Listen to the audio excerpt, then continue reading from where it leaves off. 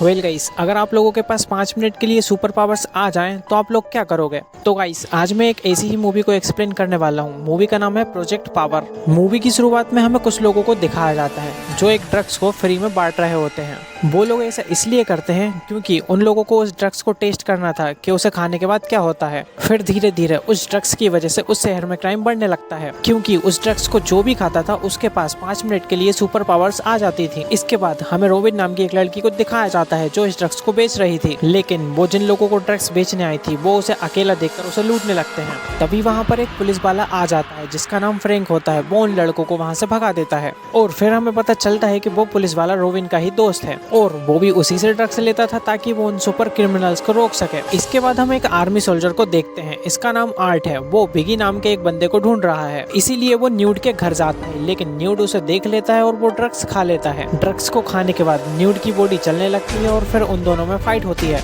5 minute खत्म होते ही उसकी पावर्स कम होने लगती है, इसलिए वो ड्रग्स की 3 गोली और ले लेता है और ओवरडोज की वजह से फट जाता है। आर्ट के हाथ में न्यूड का फोन लग जाता है, उसमें उसे रोबिन का नंबर मिलता है। न्यूड रोबिन का भाई था और वो दोनों मिलकर शहर में ड्रग्स सप्लाई करते थे। फिर वहाँ से सीन कट होता है और हमें फ्रैंक को दिखाया जाता है। वो एक बैंक के पास होता है क्योंकि उस बैंक में एक चोर उस ड्रग्स को खाकर उस बैंक को लूटने आया था। फ्रैंक भी ड्रग्स खा लेता है और अपनी वॉच में 5 मिनट का टाइमर सेट करके अंदर चला जाता है। वहाँ हम देखते हैं कि उस चोर के पास अपनी बॉडी का कलर चेंज करने की पावर्स हैं। वो चोर वहाँ से भागने लगता है और फ्रैंक भी उसका पीछा करने लगता है। चोर जाकर एक बस में बैठ जाता है। वो जैसे ही पैसों का बैग खोलता है उस पर बहुत सारा कलर हो जाता है। अब वो छुप नहीं पाता और फ्रैंक उसे पकड़ लेता है, लेकिन वो उसे गोली मार देता है। लेकिन फ्रैंक को कुछ नहीं होता क्योंकि उसने भी वो ड्रग्स ली थी। अब फ्रैंक के सीनियर को पता चल जाता है कि वो भी वो ड्रग्स लेता है और वो उसे सस्पेंड करने का बोलता है, लेकिन फ्रैंक उससे बोलता है कि हम बिना किसी सुपर पावर के उनको नहीं पकड़ सकते। वो उसके सीनियर से बोलता है कि तुम भी मेरे साथ मिल जाओ, लेकिन उसका सीनियर बोलता है कि नहीं, तुम ये काम सिर्फ अकेले ही करो।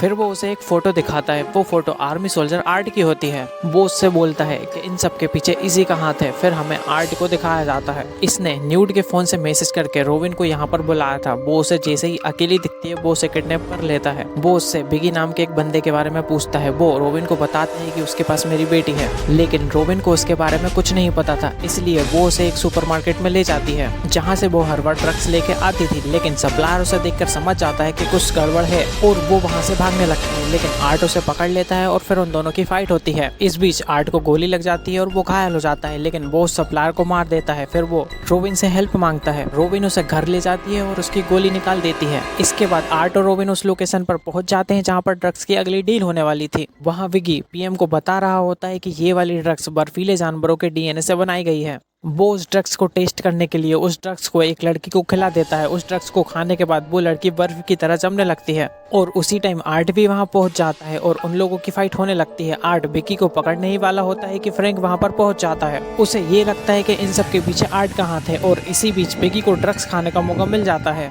वो जैसे ही ड्रग्स खाता है वो हल्के की तरह एक बड़े मॉन्स्टर में बदल जाता है। फिर वो दोनों वहां से बचकर भागने लगते हैं और आर्ट वहां पर गैस लीक करके ब्लास्ट कर देता है, जिसमें वो मॉन्स्टर उस बिल्डिंग के नीचे दबकर मर जाता है और फ्रैंक उसे अरेस्ट करके ले जाने लगता है। लेकिन आर्ट उसे बताता है कि इन सब के पीछे वो नहीं बल्कि कोई और है। तभी फ्रैंक पीछे देखता है, उसे कुछ लोग दिखते हैं जो उसका पीछा कर रहे थे। अब ये तीनों एक साथ हो जाते हैं। इसके बाद वो लोग आर्ट को पकड़ लेते हैं, लेकिन ये आर्ट का प्लान होता है अपनी बेटी के पास जाने के लिए। वो उसे एक लेडी के पास लेकर जाते हैं जिसका नाम गार्डनर था, उसी ने ये ड्रग्स बनाई थी। फ्रैंक और रोबिन भी यहाँ पर पहुंच जाते हैं और वो कुछ लोगों को मारकर कंट्रोल रूम में पहुंच जाते हैं। वहाँ फ्रैंक की लड़ाई एक लड़के से होती है जिसकी बॉडी बराबर की तरह कैसे भी मुड़ जाती है। फ्रैंक उसे एक गेट में दबाकर मार देता है। यहाँ वो लोग समझ जाते हैं कि उनके सिस्टम के साथ कोई छेड़छाड़ कर रहा है, तो वहाँ पर वोल्फ नाम का एक बंदा पहुंच जाता है जिसके पास एक हाथी के जितनी पावर होती है, लेकिन रोबिन वहाँ से भाग जाती है और कृषि के रेल में पहुंच जाती है। और यहाँ पर आता है कहानी में ट्विस्ट। यहाँ हमें पता चलता है कि कुछ साल पहले गवर्नमेंट कुछ लोगों पर एक्सपेरिमेंट करके उन्हें सुपर सोल्जर्स बना रही थी और उनमें से एक बंदा आर्ट भी था।